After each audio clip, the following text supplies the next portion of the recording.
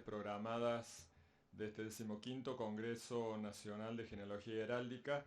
En este segmento de la tarde, que ustedes verán en el programa, se titula Quinta Asamblea de Genealogistas Argentinos. Tenemos que comentar para aquellos que no han estado presentes alguna vez en una de ellas o el porqué de esta actividad aquí. Tenemos que decir que luego del Congreso, del 13º Congreso Nacional de Genealogía y Heráldica que organizamos en el año 2018 aquí en la ciudad de Córdoba, un grupo de integrantes comenzamos a pensar qué hacer, qué actividad realizar al año siguiente de este congreso. Entonces, tanto Carlos Romero Fichetti, que me acompaña, como Pablo Arias Toranzo, que no está con nosotros hoy, y quien habla, quisimos desempolvar una actividad que se había hecho en varias oportunidades aquí en el Centro de Estudios Genealógicos y Heráldicos de Córdoba, las asambleas de genealogistas argentinos.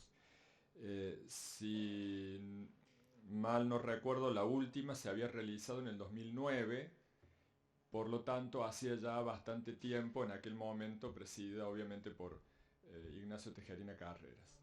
2008. Bien.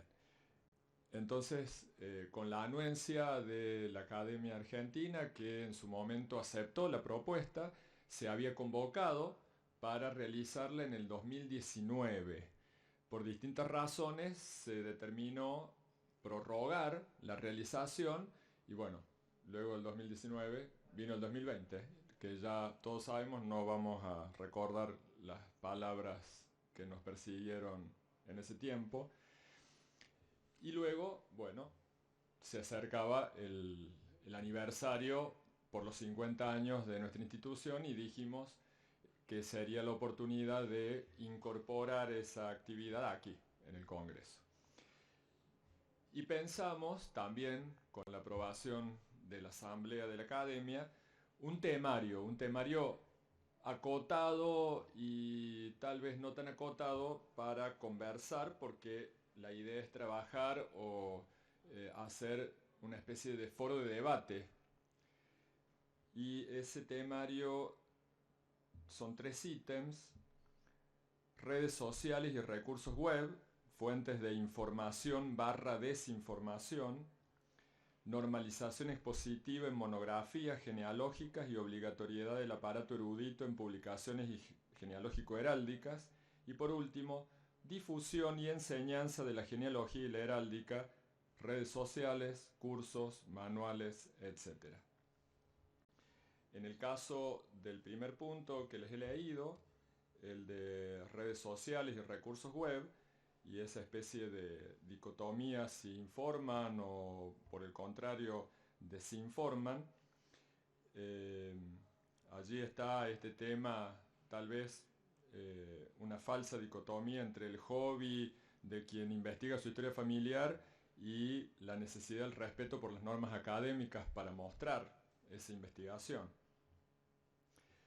Con respecto al segundo tema, que es la normalización expositiva en monografías, esto surgió a raíz de la observación en ciertas publicaciones de algunas instituciones que ciertos trabajos no respetaban o no mostraban una característica necesaria de todo trabajo serio, que es el aparato erudito. Y si bien con varios años de anterioridad se ha exigido a través de la Declaración de Córdoba y luego esta refundida en las normas de Quito, tal necesidad, bueno, aún es necesario, es procedente solicitar que esto se manifieste de forma clara. Y habíamos incorporado un último tema que de alguna manera tiene que ver con los temas anteriores, que es la difusión y enseñanza de la genealogía y la heráldica, que en algunos casos nuestras instituciones, a través de diferentes medios, diferentes plataformas y estrategias, llevan adelante, pero que bueno, tal vez nunca es suficiente. esos son, en general, los temas que queríamos plantearles para conversar aquí sobre ello. Así que, sí.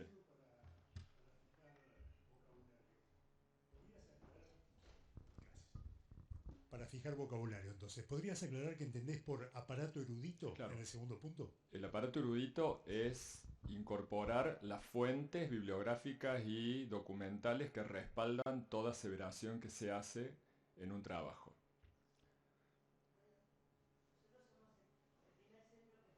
Somos el primer centro, San Luis, que empieza a trabajar con una página web. Yo no sé si recuerdan, porque nuestras publicaciones, bueno, yo entiendo que hay mucha cosa como Wikipedia, todo improvisado. Pero si un médico a mí, en base a los papers y a todas las investigaciones que hace, en una plataforma formal, me usa esa plataforma, a mí y a cualquiera le viene muy bien. No buscar el chanta, el hermano santa. Entonces tendríamos que poder, eh, em, no sé, darles una calificación, una norma, porque es muy... El Zoom nos ayudó muchísimo a todos. Claro, yo creo que fue muy interesante la participación de Alejandro Alvarado comentando cómo es la página, ¿no? De Familias Claro, Argentinas y claro, explicando la metodología claro. que se utiliza para... Pero hay otras, está MyHeritage, está Family, hay montones, pero hay que calificarlas, hay que poder darles un visto bueno. Si somos una federación en Argentina, esa federación tiene que tener páginas controladas y no podemos publicar o sea, a ver, yo no puedo publicar algo que no tengo atrás el documento de fecha de bautismo, que se vea. Porque yo puedo haber leído una cosa y el que lee, capaz que lee otra cosa. En el acta. O sea, toda cosa que se publique tiene que tener acta, tiene que tener referencia y tiene que tener la cosa que es inédita. Y si no es inédita y citas a alguien, dale tú, dale lugar a quien le referenciarlo. corresponde. Claro. Gracias, sí. Yo creo que lo que planteabas recién del médico que nos da, supongo, una información sobre una enfermedad o algo así, supongo que se trataba de eso. Bueno, por eso, sí, cualquier... Bueno, a mí me sirve en la medida en que ese médico sea un médico que yo le tengo confianza y que está basándose en fuentes científicas. Porque ese médico puede ser un chanta y estamos, y sí, y podemos caer en eso. Y en ese sentido, Internet, yo no sé si nos estamos adelantando a lo que se estaba programando, pero a mí me parece que Internet, que yo ahora trabajo casi exclusivamente con Internet, porque digamos, Family Search está todo en Internet, Pares está en Internet, el Archivo General de la Nación tiene todo su... que uno puede pedir los testamentos y todas las cuestiones. Recién ayer le escuchábamos que el Archivo Histórico de Córdoba también a través de correo podemos pedir los documentos, pero lo que estamos planteando acá es que realmente toda afirmación que se haga, en nuestro caso en genealogía, allá cada uno, tiene que estar referida con un referato, con una referencia a las fuentes, como vos bien decías, las fuentes de actas bautismales, etcétera, o el testamento o lo que sea, o si no, de autores. Es decir, yo muchas veces cito autores, yo estoy haciendo la genealogía de los Garay Tejeda, pero en la rama rosarina, y yo tengo que citar a Moyano Aliaga, tengo que citar a Marcelo Sánchez, y eso tiene que estar citado. A eso nos estamos refiriendo con referirnos a un aparato erudito serio. Porque después yo he encontrado en internet datos, es más, si vos buscas en internet, no sé, la familia Linares te va a salir un escudo que no tiene nada que ver con mi familia, ¿viste? Entonces yo neófito lo pongo en la portada, en todos lados, etcétera, ¿no? Entonces eso creo que es lo que tenemos que cuidar mucho. Y por otro lado, creo que la federación no es la que tiene que ver las páginas, porque la federación es una federación de centros, no, cada uno tiene que hacerla y cuando publica la comisión del centro que esté publicando, tiene que fijarse bien que estos trabajos, para eso hay un comité de redacción o lo que sea, que estos trabajos respeten eso. La federación puede alertar si se da cuenta, pero no nos pidan porque tampoco tenemos gente que, ojalá. Por otro lado, siempre cuidar, perdón, siempre cuidar que lo que estamos haciendo es recomendar, solicitar, no estamos obligando a nadie. El que quiera poner lo que quiera. Sí, siempre estamos hablando de un punto de vista de las instituciones. Sí. Sí, yo creo que coincido un poco con Raúl, pero hay mucha información en internet que hasta pone datos, parroquia y número de fechas y demás. Y existiendo documentos digitalizados como están en Pares o en Family Search, yo personalmente como genealogista voy y verifico el dato. Y eso es, digamos, entre comillas, la bajada de línea que uno como institución tiene que bajar hacia sus académicos o miembros, ¿sí? Porque yo, mira, con este trabajo que hemos hecho hoy presentado con Federico, eh, los errores, y bueno, y con otros, ¿no es cierto? Datos realmente cambiados. Gente que por ahí dice desciende de Cabrera por tal y nada que ver. Existiendo la fuente documental, cuando uno puede ir y verificarlo, es fundamental instruir o asesorar e informar a los académicos que es positivo, que verifique, que cotejen lo que leen en internet, que hay muchísimos errores. Es más, en Family Search, en los índices de Family Search, tienen muchísimos errores. Hay que tomarse el trabajo, agarrar el libro de bautismo y hoja por hoja buscar hasta encontrarlo. Porque está mal puesto el apellido, está mal puesto la fecha. Hay la gente que traduce, que transcribe en Family Search, no es experta. Yo he tratado de colaborar con Family Search y realmente me encontré con muchísimos errores y por más que lo sugerí no hubo correcciones. Sí, el otro tema que pienso que no tiene que tampoco ser, es decir, la fuente tiene que estar, coincido en todo lo que dijeron, pero hay datos que son de transmisión oral, que no tienen fuente. Hay que dejarlo aclarado eso, pero tiene que estar ese dato sí. y es muy importante. Más en la gente, por ejemplo, no sé, los que vivimos en La Plata, que por ahí vinieron una generación o dos y tenemos el único dato es que tu abuela te cuenta no sé, el papá nació en la Lombardía y no tenés otro dato. Entonces, ese dato sí tiene que también figurar, aclarando de dónde salió la fuente. ¿Y para qué? Para que después esa punta del ovillo, si vos creas una investigación, te guía.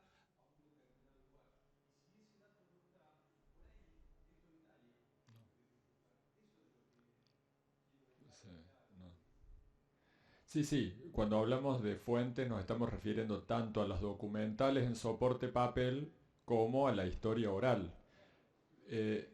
Colocar como fuente la historia oral significa colocar a nota a pie de página, sí, según fulano, entrevista personal, comunicación personal y la fecha. Claro, Esa es exacto. la forma, esa sería la forma de Perfecto. objetivar, ¿no? Una Bárbaro. información. Exacto. O sea, nunca hemos dicho que la historia oral no sea parte de las fuentes. Bien, perfecto.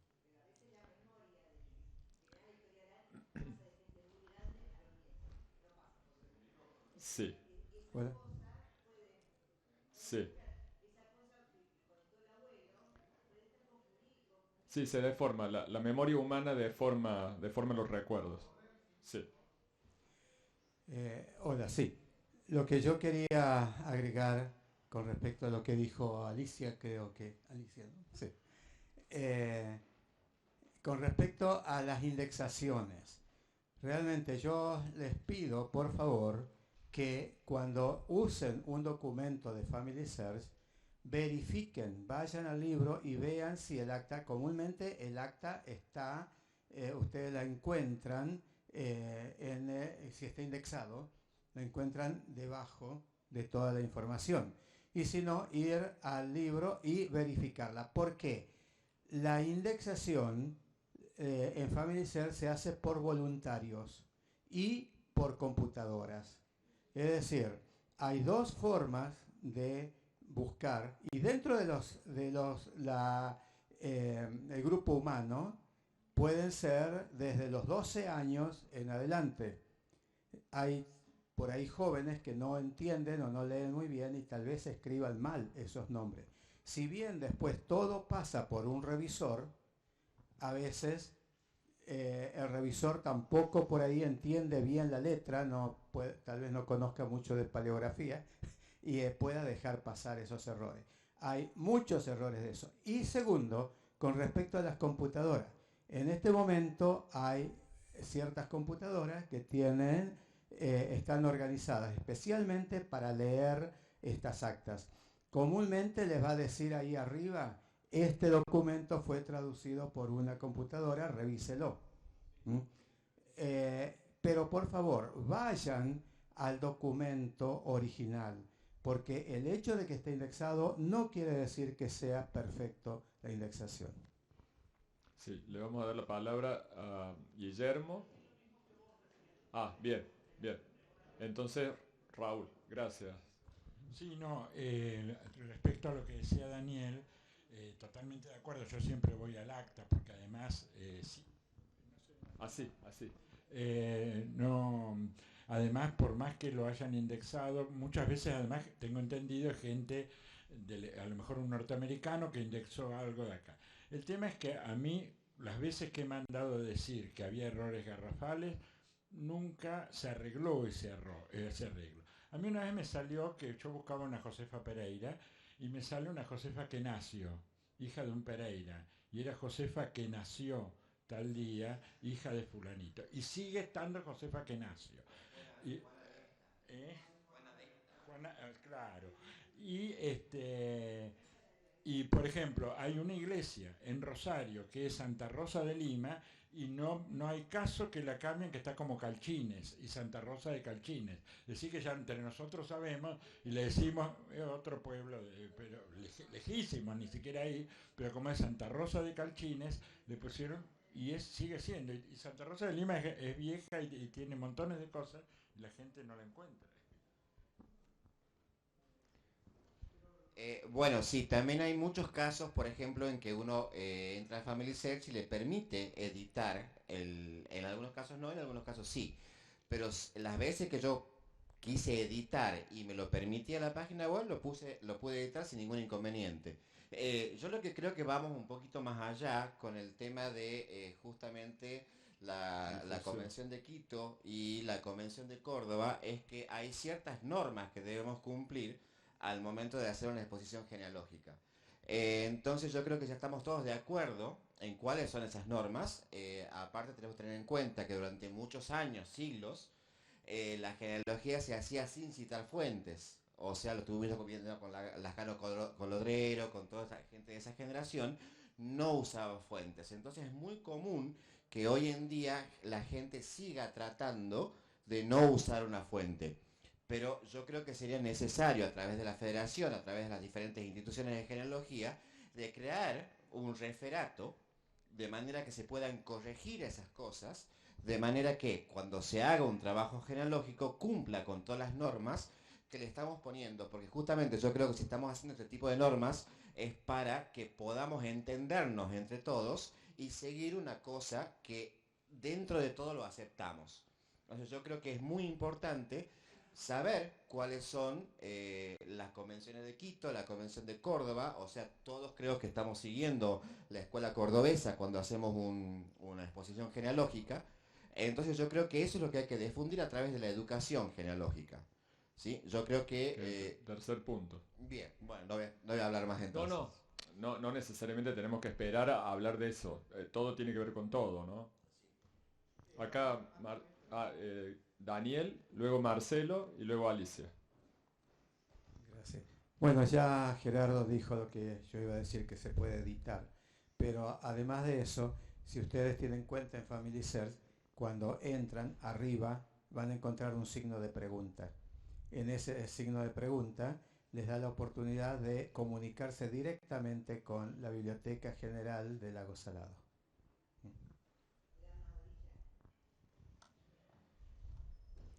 Claudia, tranquila. Gracias, Carlos. Sí, siguiendo...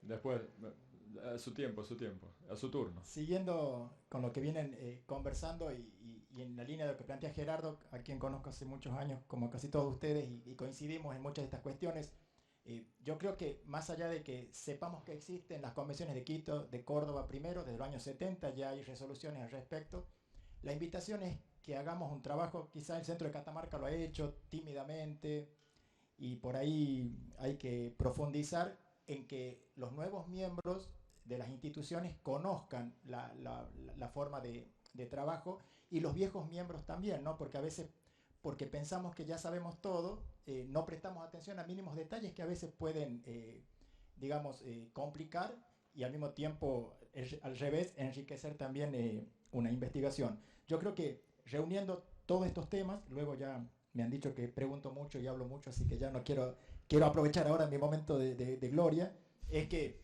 la difusión y enseñanza, con Gerardo estuvimos hablando en algún recreo sobre luego lo que se puede hacer a través de la federación. Claudia, lo vi a Raúl que reaccionó cuando Claudia dijo que la federación censure las páginas. Lo que pasa es que creo que mezclamos muchas cosas. Hay páginas donde el público carga, lo cual es saludable naturalmente. La difusión de la genealogía en todos los niveles es evidente, no es patrimonio ya de quienes nos sentimos genealogistas solamente porque lo sentimos así y trabajamos como tal, sino también que es una realidad. Y luego están las páginas que se mencionan y trabajamos siempre, Pares, Family, que tienen los documentos, ¿no? Yo trabajo más con documentos que con los datos que da la gente, que muchas veces es una buena guía, ¿no? Si tal puso que la afiliación es así, vamos a ver por dónde seguimos. Pero la invitación es que si tenemos una federación, si sabemos que existen instituciones, la mayoría de todos nosotros pertenecemos a instituciones y quienes no se pueden acercar a la más cercana a su domicilio y que la idea sea que a partir de esta asamblea, luego las recomendaciones, hace bien Raúl en aclarar que esta asamblea tiene que luego emitir recomendaciones, no imponer, pero sí sugerir para que el idioma, el lenguaje entre los genealogistas sea común. Normalizarlo y que no parezca que porque yo cito así, o yo digo que para nombrar a mi 14º abuelo invento un nombre exótico con palabras raras. Entonces, definir estas cuestiones que ya están claras, ¿no? ¿Cómo se dice? Quinto abuelo, séptimo abuelo, no nos compliquemos mucho más con eso. Si es chono para abajo, para arriba, todo está normalizado. Yo propongo que a nivel federación, a nivel instituciones, por más que el Centro de Catamarca y varias publicaciones incorporan las resoluciones de Quito, sobre todo, que son las últimas, trabajemos intrainstitucionalmente y a nivel de federación, trabajemos con lo que ya está normado, con lo que han trabajado nuestros precursores. Gerardo retoma la Escuela de Córdoba y yo también lo hago siempre, es decir, seguimos esta línea. Tejerina tiene su introducción a los estudios genealógicos, nos sirve como primera línea, lo podemos revisar para enriquecerlo, para adaptarlo al siglo que nos toca vivir ahora, es una buena base, ¿no? Entonces, no solamente basarnos en lo que sentimos que debe ser, sino también cómo debe ser. Recién hablamos con Ernesto Spangenberg y Federico Massini en la puerta y fue interesante la conversación porque hablamos de esta cuestión de qué es genealogía a nivel universitario, historia social y luego también historia de la familia. Y luego esto también trae aparejado la cuestión del aparato erudito que pregunta acá nuestro compañero. ¿Qué entendemos? ¿Qué entiende también alguien que no pertenece al ámbito, ¿no? Porque yo entiendo también y valoro. Yo nací prácticamente en la universidad y no conozco otra forma de trabajar que así, citando. Pero valoro mucho y admiro mucho a quienes vienen de áreas totalmente distintas y de golpe tienen que aprender a citar, bueno, pero también es un aprendizaje y también es una decisión de pertenecer a una comunidad genealógica científica que trabajamos y nos entendemos. Y en procura de eso, creo que el trabajo tiene que ser, y me lo digo a mí mismo y en voz alta, ya que está Josefina Acuña, Marcela Peñetore y Raúl Vera, que son miembros del Centro de Catamarca, saben ellos que hemos trabajado y lo seguimos haciendo, porque creo que la educación, no sé si es el término correcto, o la preparación que debemos tener, tiene que ser también, tiene que estar en sintonía a nivel institucional para que alguien pueda leer un trabajo de Rosario, de Salta o de Chubut, y entender rápidamente, ¿no? Decir, bueno, estoy preparado, sé lo que quiere decir cuando están los márgenes de esta forma, cuando la numeración o la organización lleva este sentido. Quizá uno lo hace natural y ya sabe cómo trabajar, pero también es una invitación a que revisemos esas cuestiones que son nuestras prácticas de trabajo y también ayudar, colaborar, apoyar a quienes se inician en esta actividad, que van a ser quienes van a quedar y van a continuar. Estamos reunidos acá porque nos interesa el tema, porque nos interesa seriamente el tema, y creo que eso también es un esfuerzo y es un desafío, y a nivel de esta asamblea que estamos trabajando en este momento tiene que salir una resolución donde quede claro, es una propuesta, que a nivel institucional trabajemos en ese sentido. Y los 3 puntos que se trata me parece que son fundamentales, porque todo está relacionado, y considero que Internet obviamente es una herramienta que no podemos negar. Creo que Alicia planteaba, uno tiene que escarbar y saber elegir como en las fuentes mismas, ¿no? Puede haber un documento del siglo XVII que sea falso, no solamente porque sea viejo y esté en papel, es más válido que algo que puede estar digital o encontrarlo en una bibliografía. Entonces, nuestro trabajo tiene que ver también con la confrontación de las fuentes, y nuestra experiencia también indica eso, nuestra experiencia personal y a nivel grupal. Este es mi aporte. Alicia.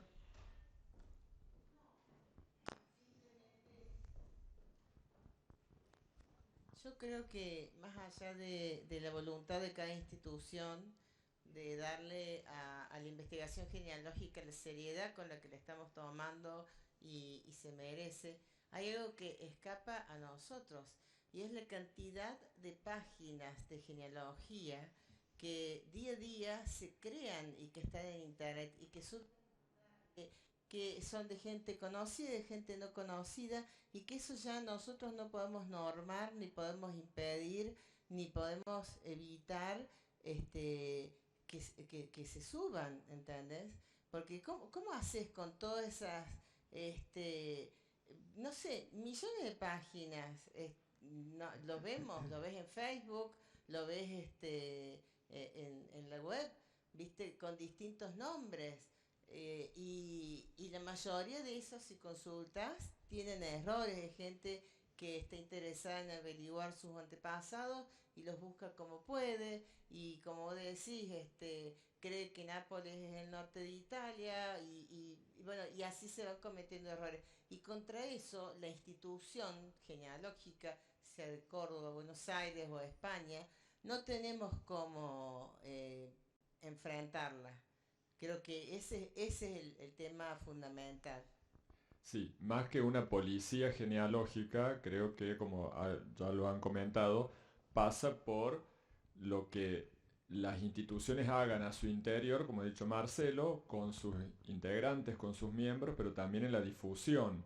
Por eso hablamos, aunque sabemos que es difícil, nos ha tocado con Alice y con otros integrantes de aquí de la academia dar cursos, y bueno, llegar a un acuerdo, dividir los temas, buscar la bibliografía, es todo un trabajo extra, tedioso, difícil, pero bueno, como dice Marcelo, pasa por allí el futuro de quienes continuarán con la disciplina. Prudencio. Nosotros en la academia tenemos un filtro que es, a mi juicio, eficiente, nos va bien, no nos quejamos. El problema de estos trabajos que no cumplen con los requisitos que todos hemos convenido es cuando se publican. Si no son publicados no hay ningún problema, son de consumo del autor y del hermanito, el primo que se lo prestó.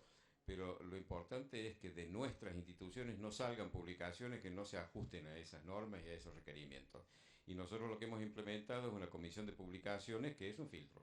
Está integrada por 3 personas, hemos convenido de que los integrantes de esa comisión no se da a conocer la opinión de cada uno en la revisión de los trabajos que se presentan para ser publicados, de manera que no genere situaciones incómodas entre personas, pero si no pasa ese filtro, si la comisión no aprueba, ese trabajo no se publica. Eso para nosotros ha sido muy eficiente. Sí. No sé si hay alguien más. Sí, Raúl Vera Galíndez de Catamarca, y luego... sí, Raúl Vera. Gracias. Vera. Bueno, Justo atrás. Dos o tres comentarios de mi experiencia como genealogista aficionado, siempre digo, ¿no es cierto? A veces, por ejemplo, y volviendo un poquito al comentario de atrás, suele ocurrir que por más que vamos a la fuente primaria, o sea, al acta, a veces, por ejemplo, lo que interesaba en los registros parroquiales era el bautismo, pero no la fecha de nacimiento. Como poco importante, digamos, la fecha de nacimiento, el día. Por decir, bautizado tal día, pero nacido hace 10 días atrás. Eso depende del criterio nuestro, cuántos son 2 días, 10 días atrás. Es decir, no le vamos a errar por mucho, pero pueden ser 2 o 3 días hasta que sacamos cuenta, ¿no es cierto? Eso ya queda dentro del criterio personal de cada uno. La interpretación del autor. Exactamente. Y lo mismo, por ejemplo, en caso de nombres. Hace poquito tiempo había un sandino que estaba traducido como Laudino. En realidad, el criterio del investigador debe ser los nombres más comunes de aquellas épocas, porque Sandino me parece que es medio nuevo, y Laudino es un nombre de uso y costumbre, digamos, más común, ¿no? O sea que entra mucho el criterio también del investigador en esos datos. Bueno, nada más me tocó en un momento ser aspirante a indexador y bueno, me hicieron una pequeña pruebita y la probé en 2 minutos, pero no sé si me tocó digamos, un francés o un inglés, y bueno, yo hice lo que pude, pero me refiero que debieran ser más, precisar más al indexador en el sentido de elegir por lo menos que sean indexadores de un mismo idioma, ¿no? Sí. Claudia. De todas formas, nobleza obliga, debo decir que en varias oportunidades soy testigo de que estacas de diferentes lugares de la Argentina hacen jornadas de capacitación en lectura de documentos, ¿sí? De todas formas, como dice Daniel, muchas veces, bueno, no todo el mundo tiene la totalidad de la preparación. Nosotros mismos podemos no entender algo que leemos. Nosotros en los de San Luis no tenemos fotografías de nada, no teníamos. Pasito a pasito hemos ido fotografiando. ¿Cuál es el problema? Tenemos que indexar y preparar un grupo de gente. Cuantos son más jóvenes trabajan, estudian, no tienen... Y cuando somos más viejos somos siempre los mismos. Entonces cuesta bastante. Pero yo cuando me refería a las federaciones, por ejemplo, miembro de la página, ¿no? Miembro de la federación, y abajo, o que se entienda que el que es miembro de la federación cumple con todas las normas, porque nos comprometemos a cumplir con todas estas normas. Sí. Como cuando vos pagás en una... Está bien. Creo interpretar que una de las recomendaciones que debería salir de aquí es que las instituciones presentes van a insistir sobre la aplicación de las normas de Quito. No quiero acaparar, disculpe, pero... Está disculpado. Gracias. No, quiero hacer una propuesta concreta, casi una moción de orden, digamos. Que si nosotros de esta reunión, de esta asamblea, sacamos una declaración o algo así, que nos comprometamos, aun cuando no sea obligatorio, pero nos comprometamos cada institución en su próximo boletín o en su próxima página a transcribir esa declaración. Y si no existe, la de Quito o la de Córdoba anterior, pero que en la próxima, y casi diría que en todos los boletines, bueno, nosotros le llamamos boletines, revistas, boletines, anuarios o como se llamen, que en todas, porque son pocas hojitas, además no lleva mucho, se publique, se esto, difunda. ¿no? Eso es. Y aquellos que no tengan, que no publiquen, pero sí tienen en internet una página, hagan lo mismo, digamos, ¿no? A lo mejor no poniéndole declaración de tal lado que a lo mejor no se entiende, sino normas o alguna cuestión así. Con respecto a lo que decía Vera, creo, de las partidas y la interpretación, yo personalmente intento no interpretar y no pongo, si dice hace 2 días, no pongo la fecha hace 2 días, sino que pongo bautizado de 2 días tal cual lo dice el cura. Me parece que si se equivocó el cura, se equivocó él. Pero eso, bueno, es una cuestión personal. Alicia, Susana.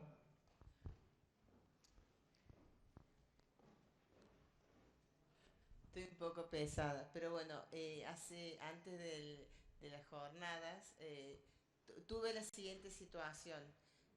Un genealogista que está en España me plantea, me hace referencia, me manda un artículo de él en el cual cuestiona a la declaración de Quito, porque dice que no se aclara que los apellidos deben ponerse en los trabajos tal cual figuran en los documentos.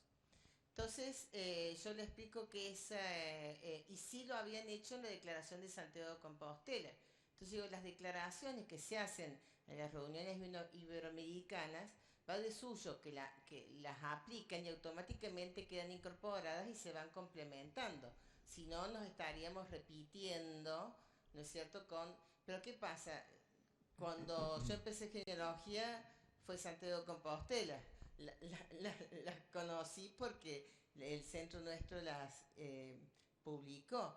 Entonces quizás habría que hacer alguna especie de relevamiento, actualización entre Santiago de Compostela, Quito, como para reforzar esto de que no mucha gente conoce que hay normas que ya va de suyo que se vienen utilizando de antes. Sí.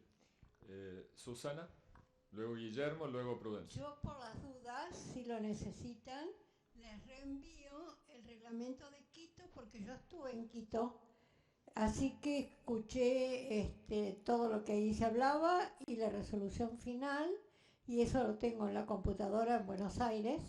Si la necesitan, se las reenvío. No, incluso las normas de Quito fueron una recensión, actualización hecha por Prudencio aquí presente y otros, a su vez, sobre la Declaración de Córdoba, también obra de Prudencio. Y quiero también hacer una aclaración cuando son publicaciones de provincias, damos preferencia a veces a otros trabajos haciendo excepciones.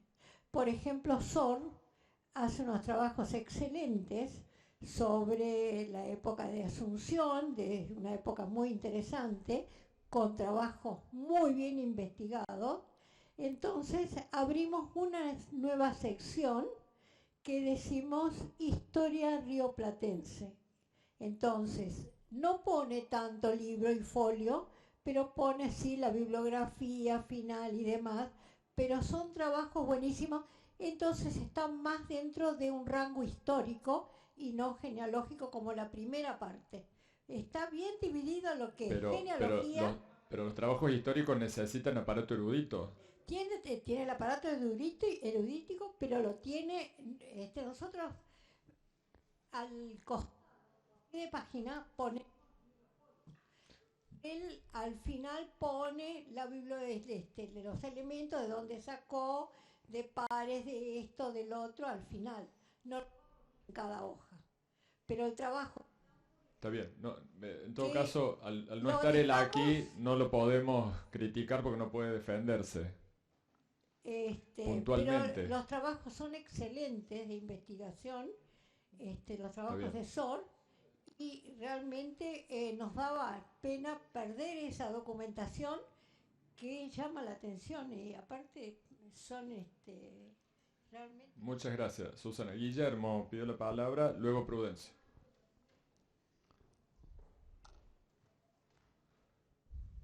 Gracias, buenas tardes. Yo recuerdo haber estado en la asamblea anterior en Córdoba y creo que lo que hicimos fue revisar el documento anterior, que también había sido de Córdoba, y sobre ese trabajamos y a ese modificamos. si agregamos si emitimos una resolución aquí y ahora, debería, creo, anexionarse a aquella, porque para evitar lo que comentó recién Alicia, de que se hacen críticas por omisiones a normas que en realidad ya han sido acordadas antes. Esto deberíamos ver la forma de que sean acumulativas o de ratificar lo acordado en asambleas anteriores, al menos en determinados ítems, creo. Ahora no estamos trabajando sobre la base de ningún documento porque no estamos revisando ese documento, estamos tratando temas diferentes, por ejemplo esto de nuevas fuentes, de internet y demás. Pero creo que lo acordado previamente, porque esa asamblea de Córdoba efectivamente fue preludio de Quito y Quito tomó la mayor parte de ahí, deberían ser de algún modo ratificadas como diciendo no es que abandonamos esto y aparece una nueva norma, no, ratificamos en sus términos lo resuelto por la asamblea anterior o hasta la asamblea anterior y agregamos esto otro, me parece. Prudencio.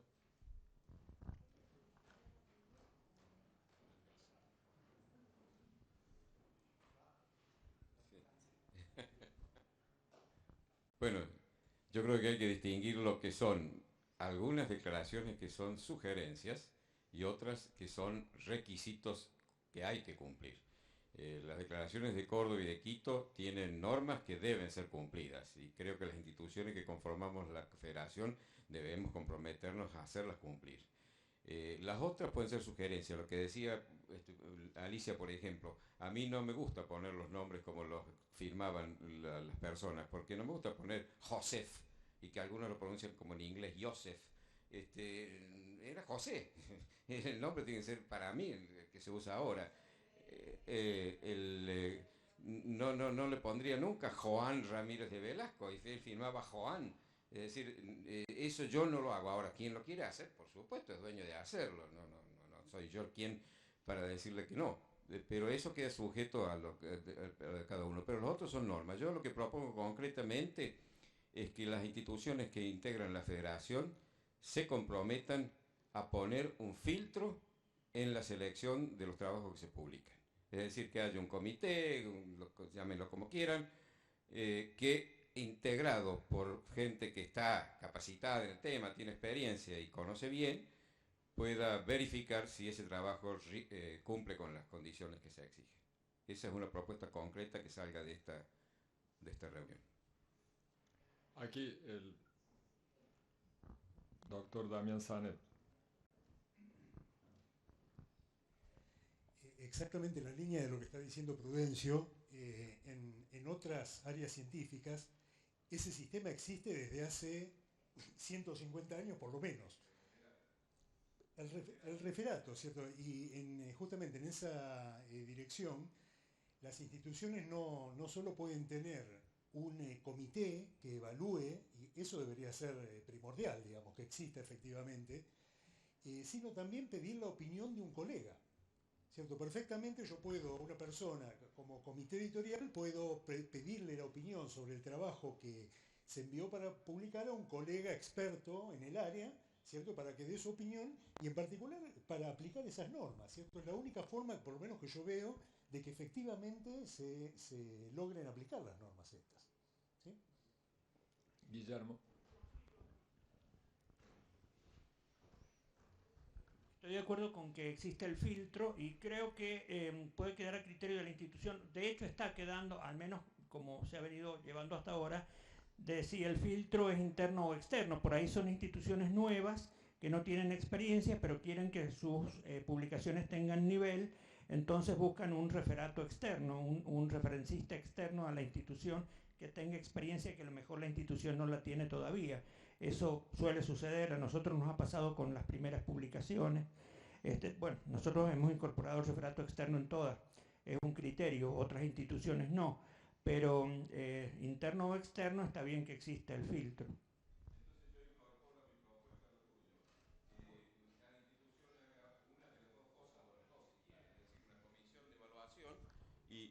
O un referato interno o externo.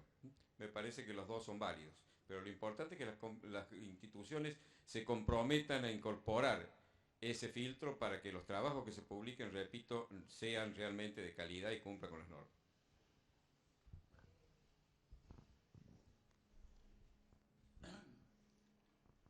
Yo creo que estamos dando vueltas sobre lo mismo, todos estamos de acuerdo, todos coincidimos en que las publicaciones tienen que ser evaluadas por un comité de expertos que cada centro genealógico tiene necesariamente que tener, ¿no?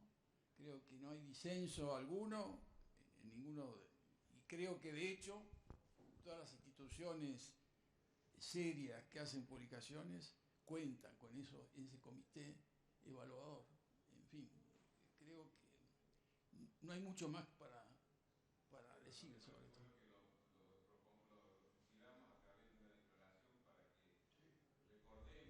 Sí, nunca está de más, nunca está de más. Pero no hay disenso alguno, creo, de ningún, no solamente participante de este congreso, sino aún aquellos que no están acá, colegas nuestros, genealogistas, estamos todos de acuerdo en eso, ¿no? No hay ningún tipo de desacuerdo ni de disenso.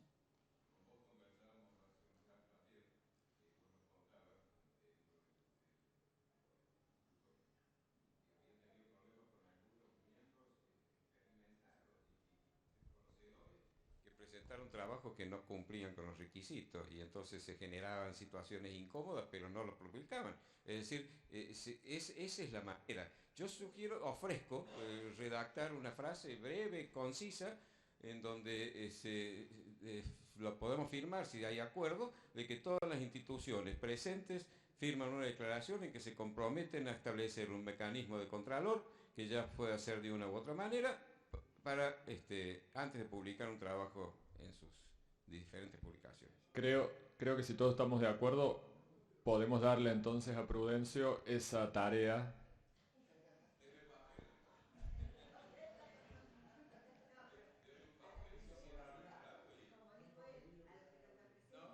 Sí, por eso, viene luego la difusión. Tenemos que pasar, en función del horario y respeto a quienes a continuación van a continuar, a la presentación de publicaciones, ¿sí? No sé si alguien más quiere... Sí.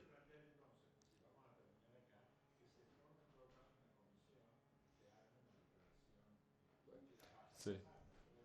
Puedo hacer un borrador que después la comisión lo... Sí.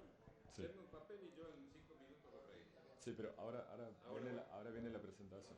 Sí, Prudencio. Sí. ¿Y yo? Sí, usted. ¿Por qué? Bueno, ¿qué tengo que hacer? Presentar a Ernesto. Ah, Ernesto, perfecto. ¿Quién es Ernesto?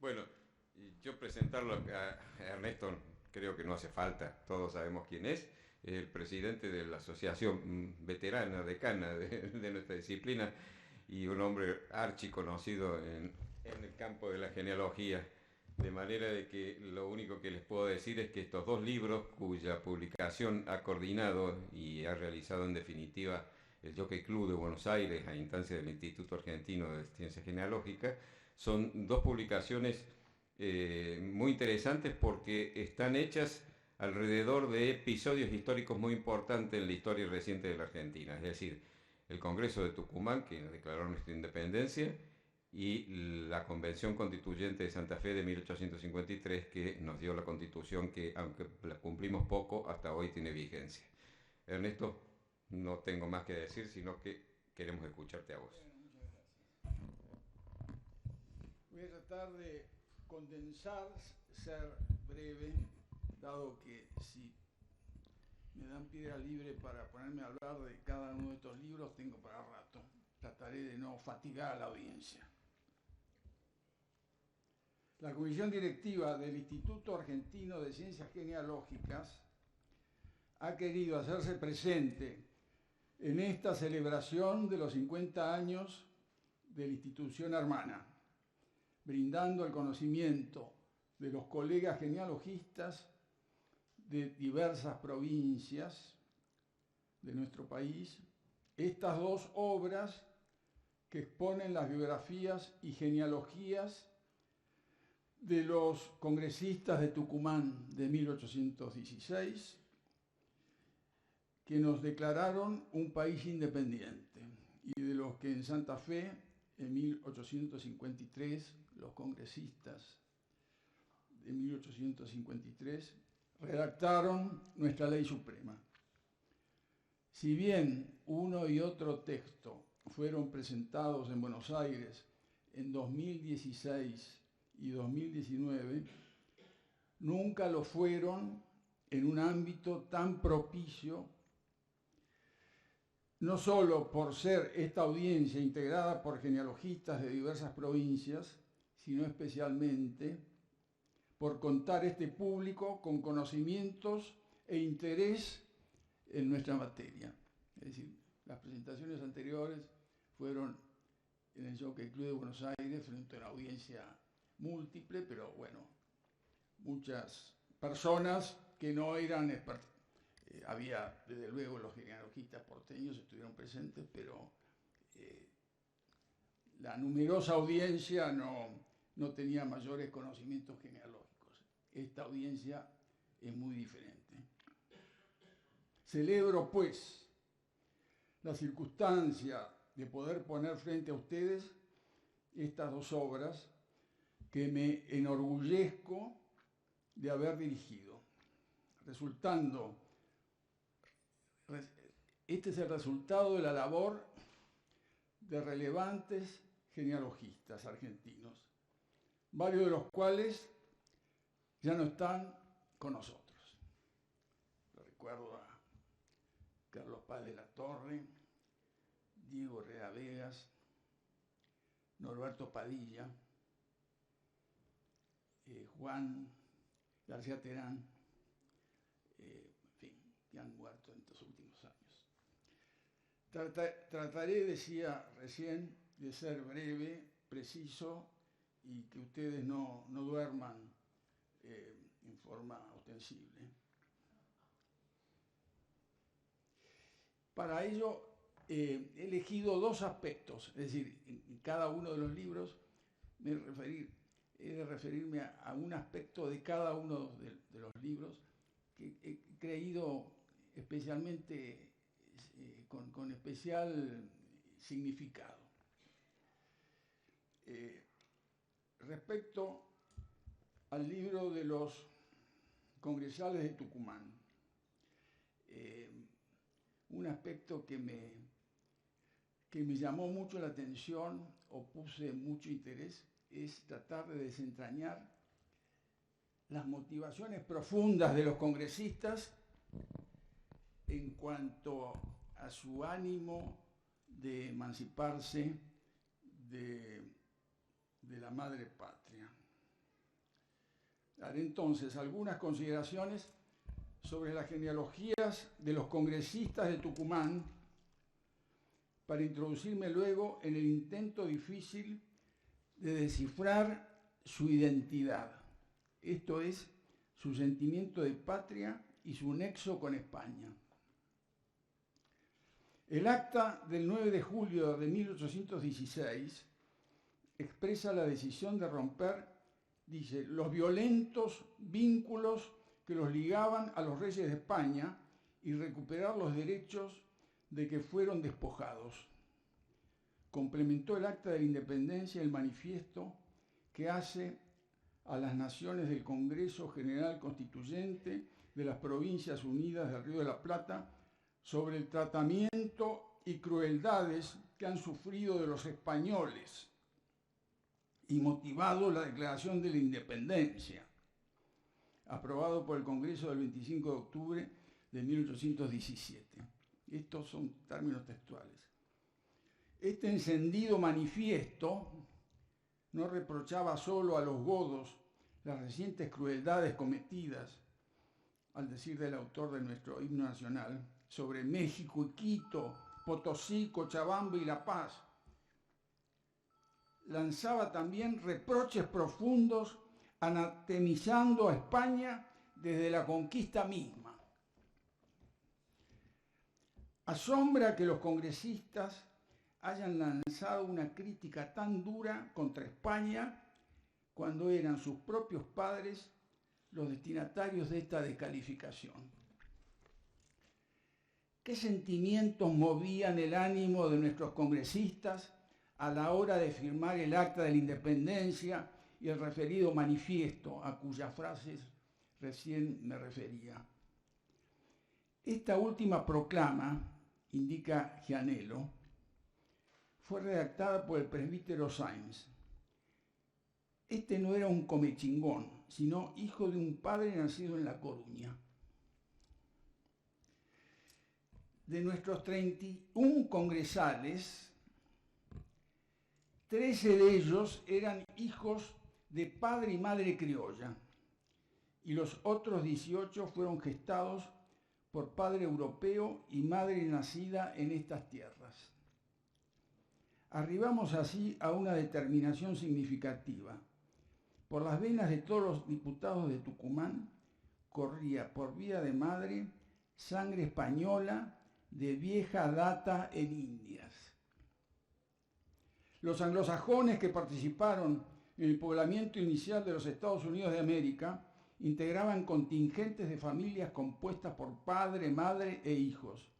La mezcla de sangre con los naturales fue allí excepcional. Se ha dicho que esta primitiva organización gregaria influyó en las formas políticas y constitucionales que adoptaron más tarde los estadounidenses. Distinta fue la forma de poblamiento que se dio en América Española. Los conquistadores hispanos emprendieron en soltería su aventura indiana. Así fue que durante los primeros años de la conquista cundió el mestizaje. Los peninsulares que gradualmente fueron arribando al Nuevo Mundo, castellanos, andaluces, portugueses primero, luego vascos, cántabros, gallegos, a poco de llegar, casaban con una mujer local, casi siempre mestiza, munida de buena dote. Los soldados, funcionarios y comerciantes peninsulares que iban llegando a Indias adscribían sin vacilaciones al nuevo cosmos.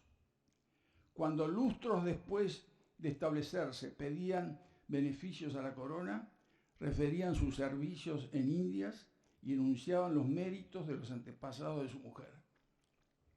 Veíamos el otro día a Tula Servín con ese asunto de la encomienda que pedía, que enunciaba los méritos de Lobazán, que era su mujer. Al indagar la genealogía de tal cónyuge criolla, constataríamos muy posiblemente que esta era hija de otro español peninsular y de una mujer nacida en Indias. También que las antecesoras de su mujer venían, desde los años de la conquista, repitiendo generación tras generación, ese procedimiento matrimonial.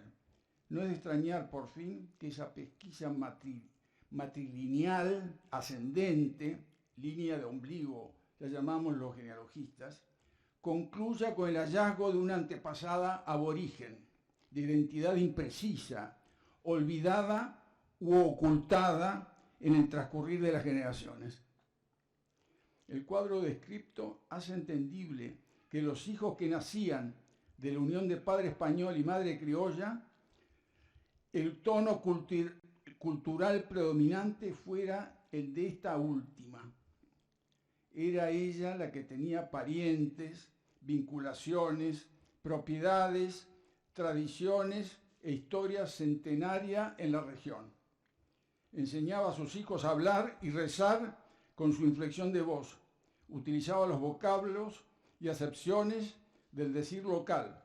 Les daba de comer y beber los productos de la tierra. Los vestía en parte con textiles de los naturales. Imprimía en sus vástagos, en suma, un sello de identidad con raíces en el suelo que pisaban. Los españoles americanos no eran sustantivamente distintos a los españoles de la península. El sometimiento al monarca, la fe religiosa, el idioma, las leyes eran los mismos en uno y otro lado del enorme océano. Empero, los factores adjetivos forjados durante 3 siglos en el Nuevo Mundo gravitaron lo suficiente como para imponer en el espíritu de los aquí nacidos, en nuestro caso, en los congresistas, hijos de padre español y madre criolla, una identidad diferenciada de las de su propio progenitor. Nuestros congresistas provenían, la mayoría por vía de madre, de familias descendientes de conquistadores. Formaban parte del sector principal presente en los cabildos y la milicia. No es extraño que los genealogistas detectemos parentescos entre ellos. Daré ejemplos. Don Jerónimo Luis de Cabrera, caballero andaluz, fundó la ciudad de Córdoba de la Nueva Andalucía el 6 de julio de 1573. Había casado en el Perú con doña Luisa Martel de los Ríos, nacida en Panamá, viuda de Sebastián García Lazo de la Vega Vargas, conquistador que en soltería y con una princesa incásica fue padre del famoso Inca Garcilaso de la Vega. Don Jerónimo Luis de Cabrera y su cónyuge fundaron un linaje que no fue solo la columna vertebral del patriciado cordobés, sino que tuvo también presencia relevante en el Tucumán, Cuyo y aún en el Río de la Plata. En su historia genealógica argentina, afirmó Narciso Vinellán Carmona que Cabrera es el grupo familiar al que mejor podría conferirse el carácter de troncal nacional. Los 4 diputados por Córdoba, Corro, Pérez Bulnes, Cabrera y Salguero de Cabrera, eran sus descendientes. También 4 congresistas de otras provincias, Gallo, Uriarte, Arauz y Laprida, provenían del fundador de Córdoba, 8 en total. 3 integrantes del Congreso de Tucumán llevaban sangre de los Vélez Aragón, linaje cuya figura rectora fue el adelantado consorte del Río de la Plata, licenciado Juan de Torres de Vélez Aragón, cónyuge de la hija mestiza y heredera del adelantado del Río de la Plata, Juan Ortiz de Zárate. Provenían de hermanos del licenciado, los congresales Colombres, Tames y Gorriti. Francisco de Aguirre, homónimo de su pariente, el gobernador de Tucumán, vecino fundador de Salta en 1582, encomendero y escribano de su cabildo, casó con doña Ana de Bustos Pereira, segura hija natural del vecino fundador de Córdoba, Rodrigo Pereira Albarracín, y posible de doña Isabel India Paya del Perú. Fueron sus descendientes los congresistas Acevedo y Boedo, y entre los parientes estaba Fray Justo Santa María de Oro y Albarracín. Alonso de Videla, nacido en Murcia en 1528, conquistador de Chile, se asentó en Mendoza, donde fue regidor y vecino encomendero. Casado en Santiago con Catalina de León, y su descendencia se extendió por Cuyo y Chile. Los congresistas Massa y Godoy Cruz, diputados por Mendoza, provenían de los Videla. En el Río de la Plata, 3 de los 7 diputados de Buenos Aires, los doctores Paso, Gascón y Medrano, descendían de 3 hermanas Romero de Santa Cruz, hijas del capitán extremeño Francisco García Romero y doña Mariana González de Santa Cruz, hermana del mártir San Roque González de Santa Cruz. Ambos hermanos eran hijos del escribano Bartolomé González, hidalgo llegado con Mendoza en 1536, y de María de Santa Cruz, quien lo era del conquistador Pedro de Santa Cruz y de una india guaraní. Los ejemplos anteriores muestran que la antigüedad en la tierra traía consigo la presencia inevitable de sangre aborigen. El resultado fue el español indiano, parecido pero distinto al peninsular. Nuestros congresistas, tanto los hijos de criollo como los de español, fueron por su sangre materna hombres del Nuevo Mundo. Sabían que conformábamos una sociedad con caracteres distintivos, cimentados a través de siglos de permanencia en la tierra, y que esa identidad exigía cortar lazos con la lejana España. La decisión histórica que adoptaron los hizo padres de la patria. He elegido este párrafo de discursos anteriores respecto a los congresistas de Tucumán porque me pareció lo más curioso de destacar respecto a este conjunto humano de nuestros congresistas. Respecto a los constituyentes de 1853, les hago notar que es un hecho casi impensado, insólito, no acostumbrado, que se le haya rendido un homenaje a los congresistas de Santa Fe de 1853 en Buenos Aires, cuando nunca en Buenos Aires se había homenajeado a estos señores que nos dieron nuestra ley fundamental. Recordemos que la provincia de Buenos Aires no envió representantes a la Convención Constituyente, apartándose de lo que el conjunto de gobernadores convocados por el general don Justo José de Urquiza había establecido en el Pacto de San Nicolás de los Arroyos. La Constitución Nacional de 1853 no contó entonces con la participación de los representantes de la principal provincia de la República, pese a lo cual la ciudad de Buenos Aires fue declarada en su texto capital de la nación argentina. Quienes entonces gobernaban Buenos Aires, porteñistas acérrimos, rechazaron la flamante Carta Constitucional con duros términos. Durante 7 años Buenos Aires no fue un estado independiente y esta no fue su constitución. Recién después de la batalla de Cepeda y suscripto el Tratado de Paz del 11 de septiembre de 1859, Buenos Aires se incorporó al resto del país, convocándose a una asamblea constituyente a principios de 1860 en esta ciudad capital, la cual introdujo modificaciones menores al texto consagrado en Santa Fe. Pasada la versión primitiva por las aguas del Jordán de esta segunda convención constituyente, Buenos Aires acató las disposiciones de nuestra ley suprema. Lo cierto es que el dictado de la Constitución de 1853 no fue nunca en Buenos Aires motivo de celebración y sus suscriptores no fueron jamás agasajados ni recordados con posterioridad, falta de memoria a la que dolido se refiere el doctor José María Subiría en un libro de su autoría publicado en 1883.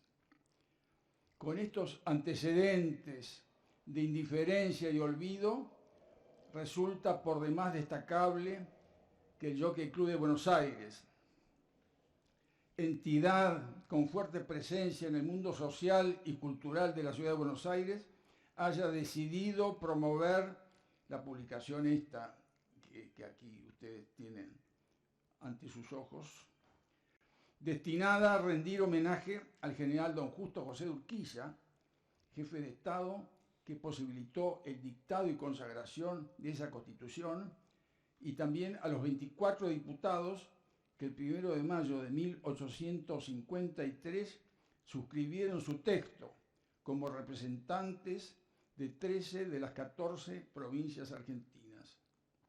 Sin duda que el gesto cívico al que me estoy refiriendo denota que en materia histórica estaríamos llegando a un punto de madurez que permite dar por superados viejos enconos y localismos que en nada han contribuido para nuestra conformación nacional.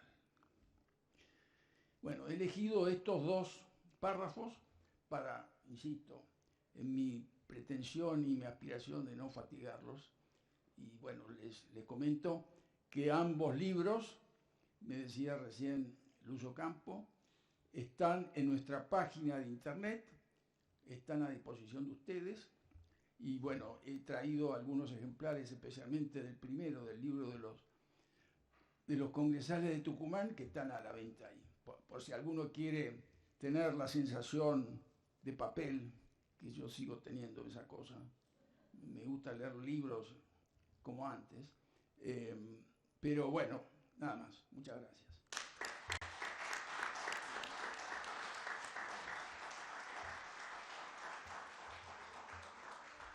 ¿Preguntas, comentarios? Nadie quiere decir nada, ha sido muy explícito, así que creo que no hace falta, pero realmente muy bueno.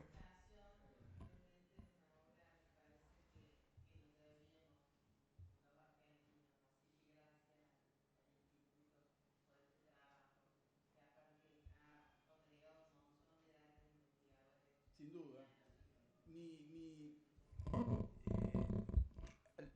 En mis planes iniciales era hacer una exposición más extensa, donde iba a enunciar cada congresista con sus autores en la obra, y lo mismo los constituyentes con sus respectivos autores, pero hubiese sido esto medio largo.